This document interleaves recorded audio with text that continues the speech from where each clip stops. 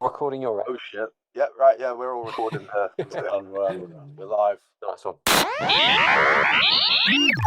Episode loading. Play. You are listening to Freshly Squeezed. My main memory of it was electrically extremely hazardous. All kinds of stuff plugged into Gav's home stereo system that had no business being in the number of adapters it was in. Orange.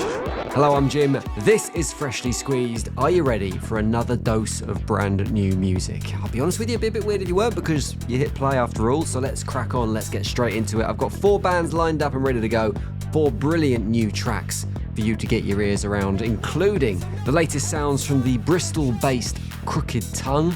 It don't make no sense now. It don't make no sense now. Some new music from a band that are spread between Manchester, Carlisle and Barcelona. It's weird that, isn't it? It's not like New York, London, Milan. Manchester, Carlisle, Barcelona, Atlas Rivers. You'll hear more of this later. It's telling you to rip the past apart. And we'll also head up to the hills of Rochdale to hear the latest tune from Pool Era. And after all is said and done, you don't know whether you stay or whether you run. And I can't do this on my own to give me your hand. That is all to come on today's podcast. Make sure you're subscribed to this show. Make sure you're following. There is more new music every week, and we will get right into today's tunes. But first, I just need to go downstairs to the Lemonhead Arms, the official Freshly Squeezed pub. I don't know if you knew this, but I live upstairs. The pub's downstairs. We had a Tom Brighton here the other day, and apparently, just if I go down here, there's someone waiting for me. Someone's popped in to say hello. Apparently, right, mate. I'll catch you later. I've just got to go over here.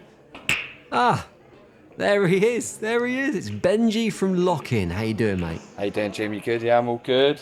Welcome to the official Freshly Squeezed pub. What are you having? What can I get for you? I'm a Guinness man myself, but yeah. the sun's out. I usually switch it up. If the sun comes out, I'm usually a Moretti man. I like a lager. Okay, part of Moretti for you then, as it's sunny. That's it, mate. Right, well, let's get the important stuff out the way first. A fellow hammer. It's nice to welcome a fellow iron onto the podcast. What do you make of the season just gone? I was about to say, I don't think it's a proud thing at the minute to be honest, but yeah, it's not been a great season at all. I think our season was sort of done at Christmas. I've sort of just been seeing it through since then. Yeah, pretty poor. I'm just sort of longing for next season now, mate. You're not joining the Potter Out Brigade, are you?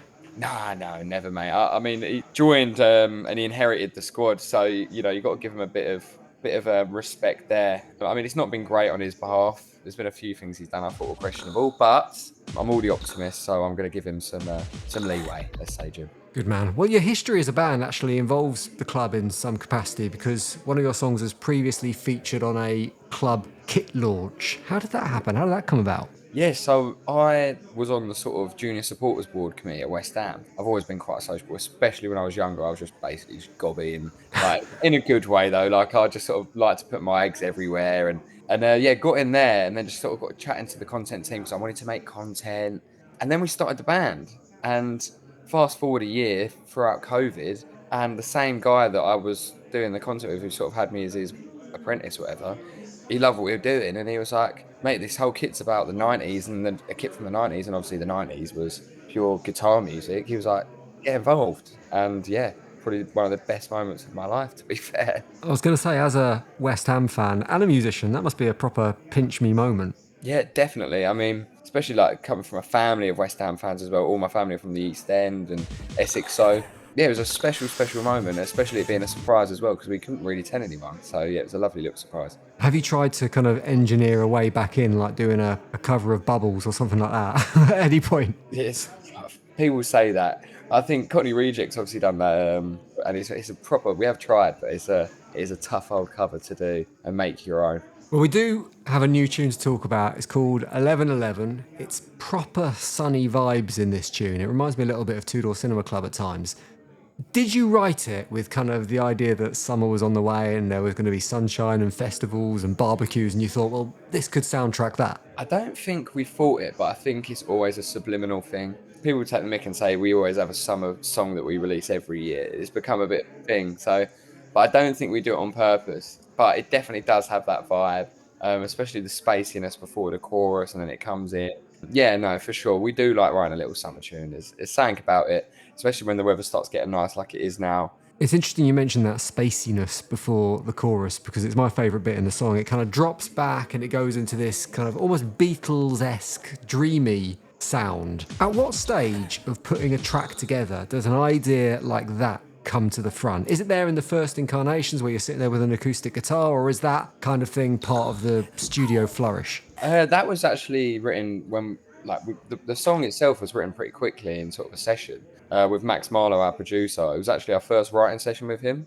Okay. So everything that you hear in that song was sort of done at the time, and any sort of accents within it, sort of little sort of sound effects and like clicky little bits, basically, they get added in post. But yeah, in the room, it's sort of just a feeling thing, really, and it felt right to do that. I mean, it felt different because we've never really done anything like that before. But as I say, yeah, it felt right, and it felt like it fitted the song really well. Is that the kind of thing that Max has brought into the production process as a kind of a new voice in the room? Is that the kind of impact he's had? Oh, mate, yeah, 100%. He's a very, very smart man. He's done a lot of work for lots of different people, and it's nice for us. It's the first time we've ever really written with anyone else. So yeah, it was a new experience, but one we actually found very comfortable, and I think that's a credit to him. So you're one of two brothers that are in Lock In. Yeah. There's you, Benji, and there's Joe as well. Yeah. We know that sometimes that can go either way. Oasis front of mind at the moment, the reunion, all that kind of thing. How does that dynamic work in the band between the two of you? Can it cause a little bit of a friction in the creative process, or does it kind of give you a license between you just to be a bit more honest and open about what's going on? There's a bit of both to that, you know. I think I'd be lying if I said that as brothers we don't bicker and argue. Like, let's not be naive. But, you know, when it comes to doing the band stuff, that's essentially work. And, you know, when it comes to writing, we've got to be professional. And at the end of the day, we've got a job, and that's to write a song. And we want it to be the best song possible. And that wouldn't work if we were arguing, or if we had any friction, or if they were bickering. I mean, and as I say, we're brothers. You know, it could be between anyone, but I think it's healthy. I think it proves we care. And then just as much as there might be a little bit of that, there's always the best times in the studio and the fun and laughter that you get that comes with that, you know. So I think I'd much prefer it that way than it just to be one straight line the whole time with nothing happening. As a band, I think Lock In, I saw your name a lot at the start of the year as one of the tips for success, one of the potential breakthrough acts of 2025. Your new track is called 1111. So as it's a big year for Lock In, I want to know, what's one thing that you want to have achieved by the time it gets to 11 minutes past 11 on December the 31st, New Year's Eve, heading into 2026? What's the one thing that you can go tick that means you won't look back on this year with regret or as a missed opportunity? That's a great question, mate. And it's something that at the minute we're speaking about a lot, because in this game you do have to be ahead of yourself, and you do have to be thinking way down the line about what we're going to be doing next year. You know, we've got a London show coming up this weekend, and it's like, what are we going to do next? And, you know, by the end of the year, I think this year, our main aim, we've done a lot of festivals last year. We've not got as many this year. And I think we're going to take that time to write and get a body of work together that we're really proud of. Because I think previously we've got a body of work and it's like, here's the songs we have. We've written them together. It's not like we just chucked a load of songs together. But, you know, you might have a couple songs spare. Whereas we want to go in together and have a solid 10, 15 songs. And we can be like, right, here's a 6-track EP, 7-track EP. But there's 7 of our most proud and best work we could possibly do. And so, yeah, that'd be the answer, I think, is to get a body of work that we're most definitely absolutely proud of. Well, super excited to hear it. I'm a sucker for a bit of 90s indie, and there's definitely that running through your tunes. So I'm looking forward to hearing what you do next. Benji, cheers for popping into the Lemonhead Arms. Feel free to stick around. The fruity over there in the corner, that one, I think it's about ready to pay out. So if you fancy sticking around, have a go on that one. I reckon you'll get some quick cash out of it. But nice one for coming on Freshly Squeezed, and we'll stick 1111 on the jukebox. Thanks for having us, Jim. Appreciate it. And that'll be C43.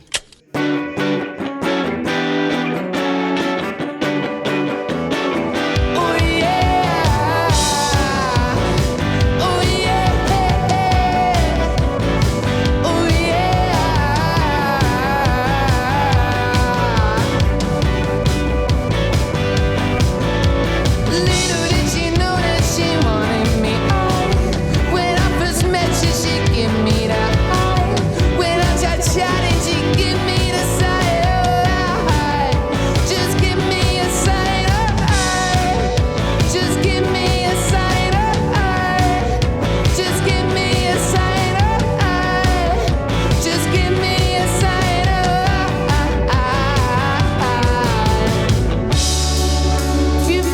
should have said it.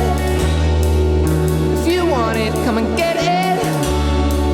I can spell it out, forget it. I can spell it out, forget it.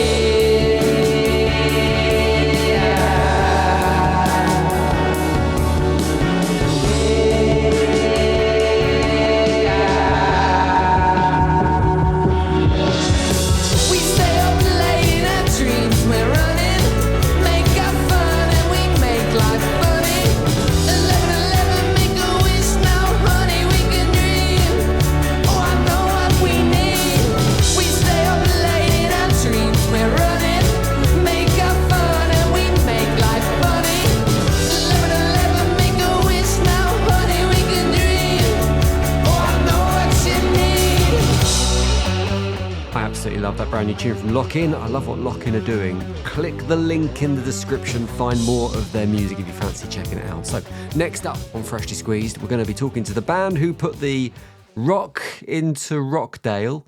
That kind of doesn't work, it sort of does. But it's Paul Era. Welcome to Freshly Squeezed, boys. Thank you for having us, Jim. Thank you for having us. Nice to be here. Thanks for coming on. So you said to me over email when we were chatting about setting this up that you've just been signed to the Factory Sounds program. Now, I've not heard of this before, but I'm assuming in some way it's connected to the iconic Manchester label Factory Records. Well, it's to do with the program that Factory Sounds are doing in collaboration with Adidas. So we're kind of getting a lot of support from them to do with the scene. Working in collaboration with the Adidas team, picking styles out for the band, sort of the direction that we want to head in. Getting classes by like industry professionals from different genres of music and different, like, from managers, promoters to actual performers and actual artists as well.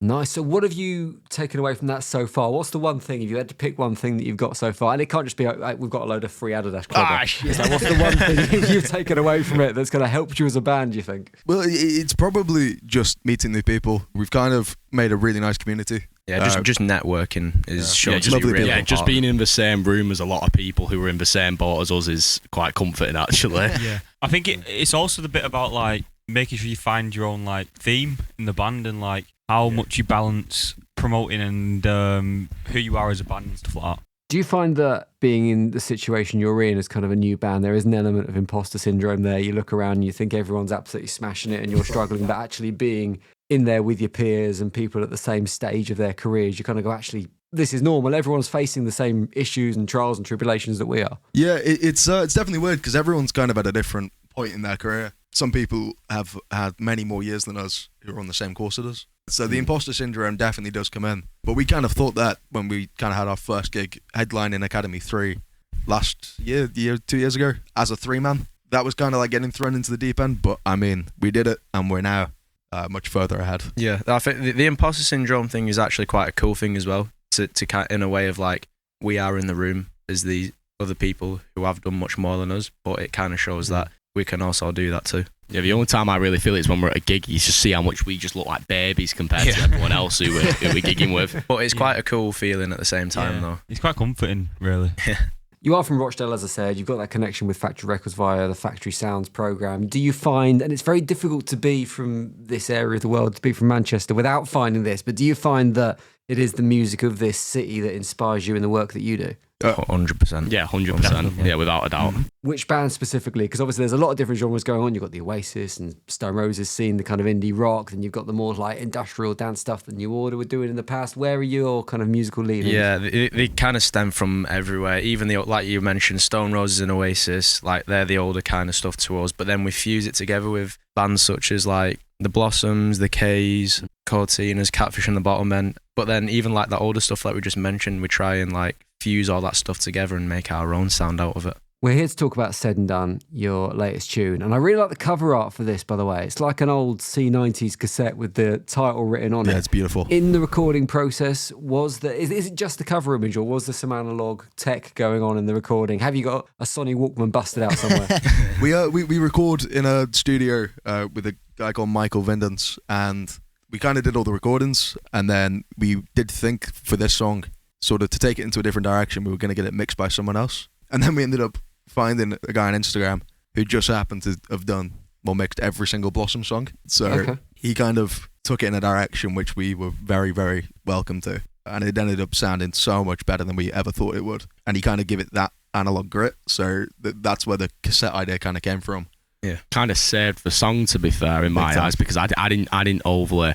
Because in terms of a lot of our other originals, I don't know if I was fully in love with Said and Done like I am with some of the other ones. But now how it's turned out in the final product, I think it's by far one of my favourites. He saved us.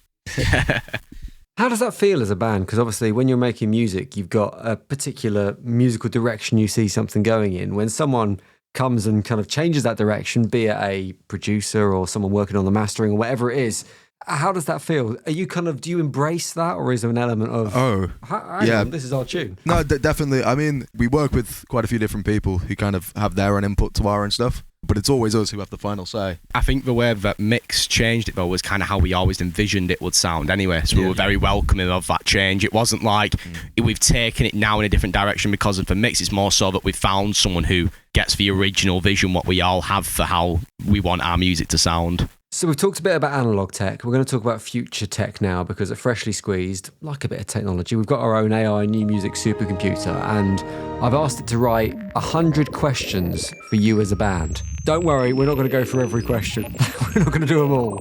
But I want you to pick 3 from the 100, just by picking 3 numbers, and we'll see what questions AI throws up for you. Is that all right? Yeah, cool. We'll pick 69. 73. And 21. All right, the first question you've got is... Question 69. Fresh Squeezed is all about new music and tasty fruit. If Boolera was a fruit, what fruit would the band be? And why? Oh, something like exotic. It has to be, because all the colours are like purple. All the colours are things like purple, oranges. Something bright. Like dragon fruit. Yeah, dragon fruit. That's cool. Yeah. Dragon fruit, yeah, that's nice. I like that. I'm not sure it's a fruit I associate massively with Rochdale, to be honest with you, but... No, probably not for the outsiders. Wouldn't expect it to be grown around here. Question 73. You gained a reputation on social media for performing covers of songs. What was your favorite? You did one that went really quite big. It was Bonehead's Bank Holiday by Oasis. What was it about that you like doing? Just the fact that it caught fire, or I think because we try a lot. Well, in our early stages of being a band and being on social media, we put loads of effort into making the covers and the videos sound really, really good. We get them recorded properly in our own studio. But those videos just seem to get no views. The ones that we tried hard on get no views. And this video where we recorded this Oasis cover, like, we couldn't have tried any less on it. It took us about 30 seconds. It was shoddy. It might have even been a one and done. It was a one-take wonder. You can kind of hear me in the background laughing. And it did it's the best viewed video we've ever done. That's social media in a nutshell, that is. Yeah, pretty much. One final question. What are you going for? Is it 21? 21. What would you rather fight as a band? 100 duck-sized horses or 1 horse-sized duck? 1 horse-sized duck. Instantly, no hesitation at all. No, we could 100% take it. 100%. I'm not a shadow of a doubt in my mind that Pool area will come out victorious. I think you do about 5. 5's better. One each. 1 each, 4 then. Just need to go swallow your flake. You'll find a few like that. I love the confidence. We'll see if we can set it up in the future. Well, that wasn't bad from AI. 1 half-decent question out of 3, so I'm not worried about AI taking my job just yet. Nice one for coming on, lads. Cheers. Really nice to speak to you. Excited about what you're doing and looking forward to seeing more, and we will get your brand new tune on Freshly Squeezed. Cheers for coming on. Thank you for having us, Jim.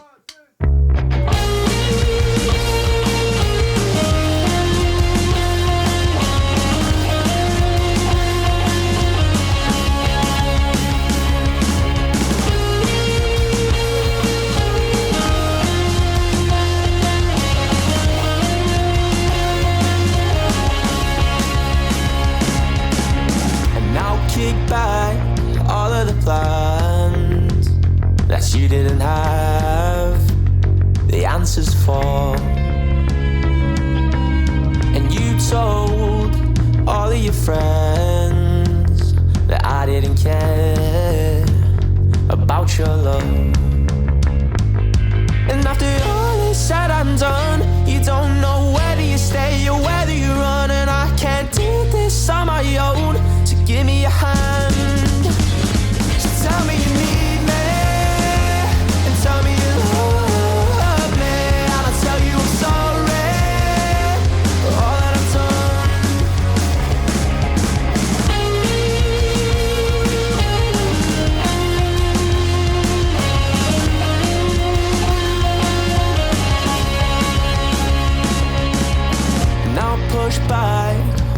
the fights that we didn't have, because I know that we've got no time to realize all the mess that we made back then. Ooh, but I need you now. And after all is said and done, you don't know whether you stay or whether you run, and I can't do this on my own, so give me a hand. So tell me you need me, and tell me you love me. I'ma tell you I'm sorry for all that I've done. And tell me you need me, and tell me you love me. I'ma tell you I'm sorry for breaking your heart.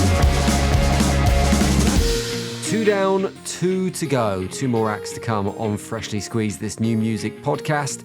If you're liking what you're hearing so far, make sure you're following this pod or subscribe to this pod wherever you're listening, because there's so much brilliant new music that I want to introduce you to over the next few weeks. And we've got some festival specials coming up very soon. So if you're going to the festivals and you want to know which new bands you should be checking out, make sure you're checking out the podcast ahead of those gigs. But first, the next band we're going to be talking to is the Bristol band Krooked Tongue. And Ollie from the band's on the pod. How you doing, mate? Hey Jim, good mate. How are you? Yes, I'm good, mate. Thank you. So, new tune, Marigold. We're going to play it in a minute. But before we do, I think this is a slight change of pace from what I've heard before from Krooked Tongue. Is that the case? And what's prompted the change? In terms of the writing aspect, it just kind of stems from, I guess, the roots of where I started writing songs anyway, from the kind of influences like the Phonics and bands like that. I think it just kind of happened naturally. There's been no particular theme or like soundscape we've been like trying to capture. It just kind of materialized that way, if you get what I mean. Like there wasn't much thought thinking, oh, we'll write this, like I'll write this one now that's more indie, or it kind of just happened. There's always the thing of, oh, is it going to sound like, people are going to think it sounds too different to the other stuff. But when you put it all together, it doesn't sound too conflicting to the other stuff somehow. Yeah, I don't know. It just kind of happened. Well, I was going to say, is it a sign of what is to come from the band? Is it like the beginning of a new direction, or is it just that treatment suited that particular tune? Yeah, I think we've been enjoying like this kind of, because we've got a few songs now in the bank that are in this kind of vein, and it's kind of cool. I think it opens you up to a few more directions in terms of maybe people that wouldn't like the heavier stuff now would like can get into us via this stuff. So I think it's good to branch out a little bit. Some of the newer stuff that we've been doing as well that isn't to do with anything that's coming out soon is more in their like Kings of Leon indie vein. We think like not many bands are bringing that kind of sound back anymore, and it's a shame because we love Kings of Leon and those kind of bands. Like big sing-along stadium rock, that kind of stuff. Yeah, exactly, yeah. You say in the notes that came with this song, Marigold, that this is your most requested live song at the moment. I want to know how you're quantifying that. Does it, like the name get shouted out at gigs? Are you asking for a show of hands? What's the kind of measurement mechanism? When we announced the kind of promo for it, everyone just kept commenting on Instagram saying, "Oh, I've been waiting for this one for ages," and there's times like you say, times it shows where people would ask for it and things. People just seem to have been waiting for it. I think, like you say, with it being a sing-along type tune, I think it's good for people to like get involved with it live. So they want to hear that then when they go home. So it's cool that it's out now. I was also fascinated by the way you described the kind of story in this song, that it was a love letter to what might have been a kind of imagined world to someone you met in passing. Was it one individual that sparked this, or is there a muse, or is it just something that you kind of indulge in a lot when you're on the train and you see people and you're just passing time? What's the story there? It's just something that happens like all the time throughout a lot of our lives, I think, where you meet someone, like, often you don't really think about like what's that person up to, what do they do in their day-to-day life, what's their family like or anything. But I think if you stop and think about it, people are a lot more interesting than they are on surface level. And I think like we're in a habit of, we're all so busy and kind of self-centered ourselves that we don't ever think about what everyone else is up to. And I think in that kind of scenario, if you were to meet someone and you actually asked and saw where the conversation went from there, you never know. That person could be, your soulmate or best friend or anyone. So I've always found that quite interesting that, if you took the time to actually find out, it could lead you somewhere new. So, given this song is a slight change of sound and change of direction for Krooked Tongues, I thought it might be useful to welcome you into my mind HMV. So, Sherlock Holmes has a mind palace where he kind of stores his information about crimes. I have a mind HMV where I store and categorise every song I've ever heard. So, if you'd just like to follow me, we'll just go this way, follow me this way. Lead the way. So, here you are. Excuse the smell, I've just had it all painted. What do you think of the colour, by the way? You into it?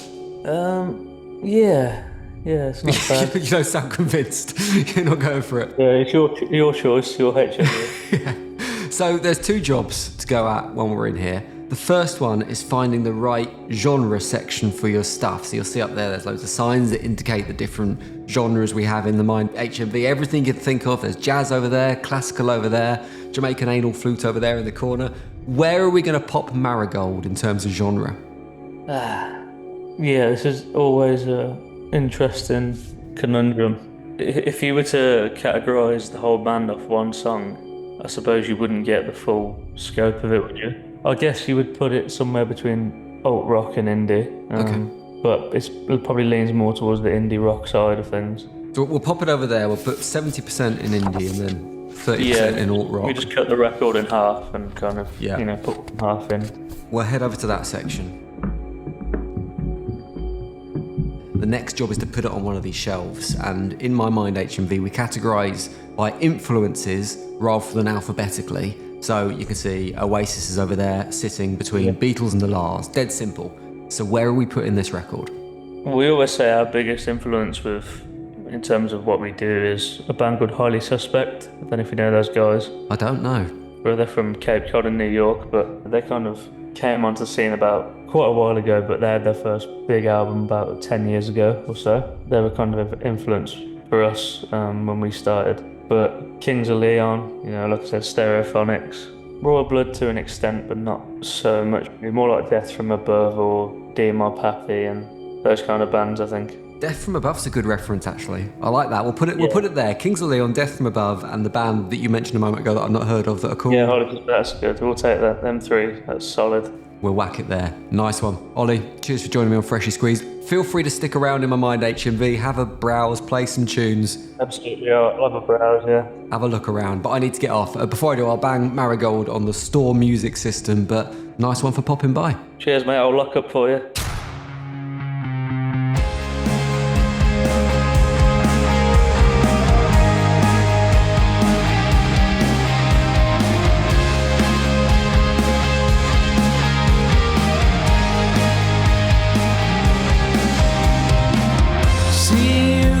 Bar and I was wasted, neck deep in the jars, and I don't wanna go home.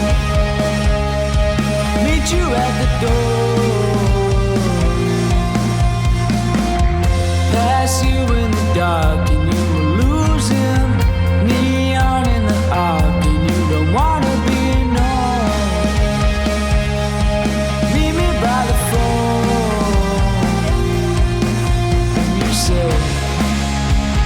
Marigold, marigold, where'd you go, how'd you go? Marigold, marigold, help me climb back out. Marigold, marigold, I'll be driving home. I'll be driving home.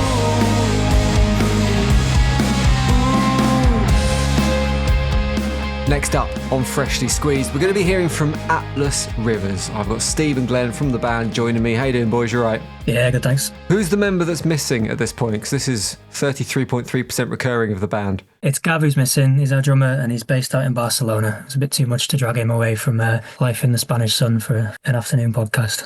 Talk me through the history of Atlas Rivers, because it wasn't always this case that some of you are in the UK and some of you were in the Spanish sun. It started in Carlisle, didn't it? That's right, yeah. We all grew up together and then we played in bands together, played a lot of the good venues back in Cumbria when we were younger, and then we all just went our separate ways. Life just took us away from music, as it often does. And then we stayed in touch as mates. And then it just gradually happened when nobody planned it and nobody made a quick decision to say we're absolutely going to start playing music together again. It just happened. We were over at Gav's place in Barcelona. We'd had a few too many beers the night before. We were sitting in his basement where his drum kit was still set up. And an hour later, we were just playing through songs. And then by the time we got to the end of that session, it was like, we should do that again. And then that was X amount of months and years later. And we're still on that trajectory. We're still just spending time together when we can and enjoying playing music together. What was that moment like when you got into the basement and picked up your instruments again? Was it like when you sit down with an old schoolmate and it just feels like you're picking up where you left off? My main memory of it was electrically extremely hazardous because we had all kinds of stuff plugged into Gav's like home stereo system that had no business being in the like number of adapters it was in. So dangerous was my abiding memory of it. Yeah, it was a bit cobbled together, but no, I think just like, I guess kind of coming home is the kind of sensation. I think me and Steve have played together a couple of times in bands since those like early days when we were young. So we have played a little bit together, but in general, I think me and Gav, we haven't played with a lot of other people down the years, and it's never really been the case that I wanted to go out and find other people to play with. My kind of musical history is very much tied to these two guys. So when we got together again, as soon as we started playing it together again, yeah, like coming home for me, and it was like, yeah, this is right. We need to do more of this. So how does the dynamic work now? Because Glenn, you're in Carlisle, Steve, you're in Manchester, and then you've got obviously Barcelona in the mix as well. Between the three of you, how do you actually make it work? Is it all voice notes and virtual sessions? It is, yeah. I mean, the boring technical stuff is we've all got subscription to the same software, so we're all kind of updating tracks as often as we can, and then we'll get together ideally like once every 6 weeks to every 2 months, and we book in as much as we can. We just make sure we're really working really hard when we're all in the same room in the same city, and that so far is mostly Manchester. We've been to Barcelona a couple of times just to practice and bash through songs, but the business end of everything is happening in Manchester where we're recording and doing most of the gigging, etc. Yeah, we tend to do a few writing sessions in Barcelona, right? So it's often when the songs are very early stages, then we'll get together in Barcelona, very simple equipment, and we can just bash through them and develop them a little bit. So a fair bit of your recording, as I said, being done in the Manchester area, South City Studios in Stockport, who are studios that have got a really good reputation of kind of bringing artists through in the scene and developing craft as well. What have you picked up from that experience? Yeah, loads. So we're actually part of the brand new band scheme for a while there, and they allow the recording time, so a recording session a month, different discussions with industry people they bring in reasonably often, and it makes you think about things outside the music. So everyone joins a band because they absolutely love the music, and then they slowly learn all this other stuff you need to build around yourself as an artist and as a brand is what they keep reinforcing. So it's been really useful to get us thinking outside of what we're doing just from a music point of view, and to think more in terms of how we can make sure we're making inroads into the industry as well. I think for me, it's the only thing that's given us a little bit of a sense of being part of a scene as well, because we're split up in different locations, and yeah, you don't really have a home in that sense. But coming through South City, there's been a whole bunch of bands that we've been exposed to that are all, yeah, we're recording in the same place, we're rehearsing in the same place, tried to get to each other's gigs a little bit as well. It's the only way we get to feel like we're a little bit part of a scene. So I need to ask you an important question before we wrap up today's Freshly Squeezed. It's a very important question, one of the most significant we ask on the Freshly Squeezed podcast. It's Desert Island Crisps.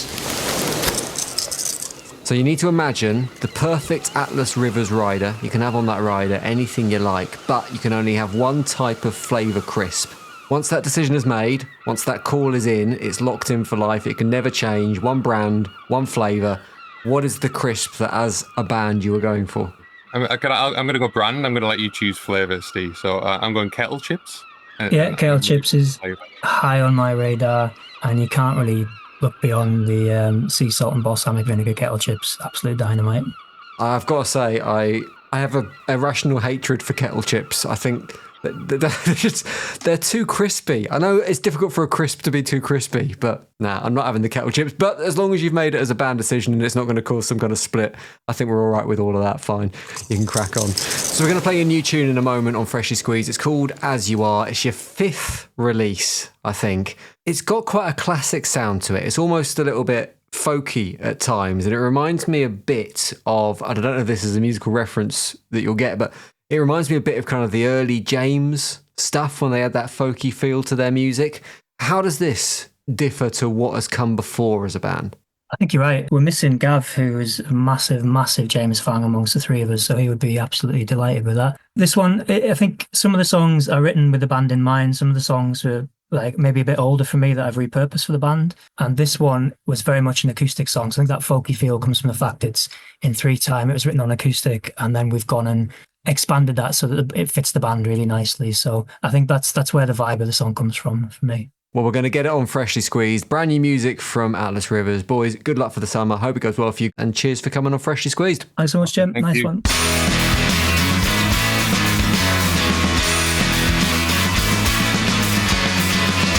Right there in the roof of my mind was a door,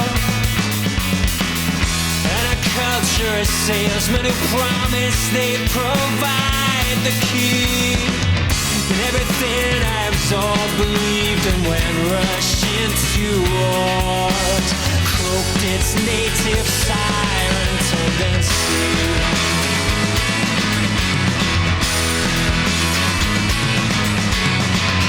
I needed a change in perspective so great.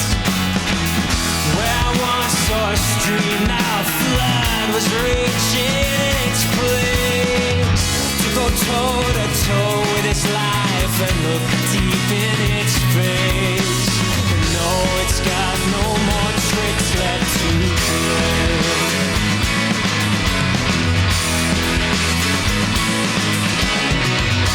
So it's not our fault that we fail so hard.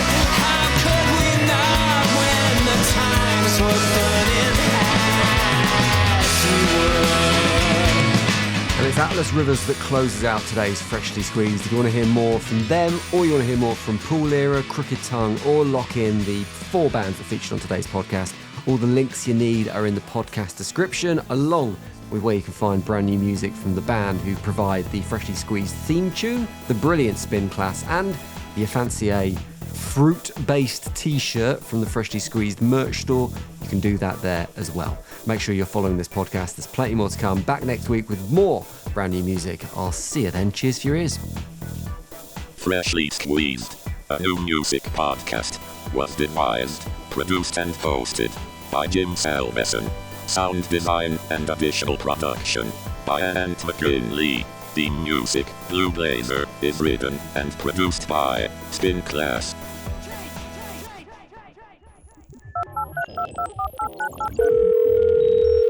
Hello?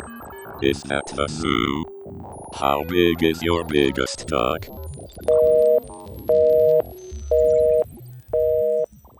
Stop.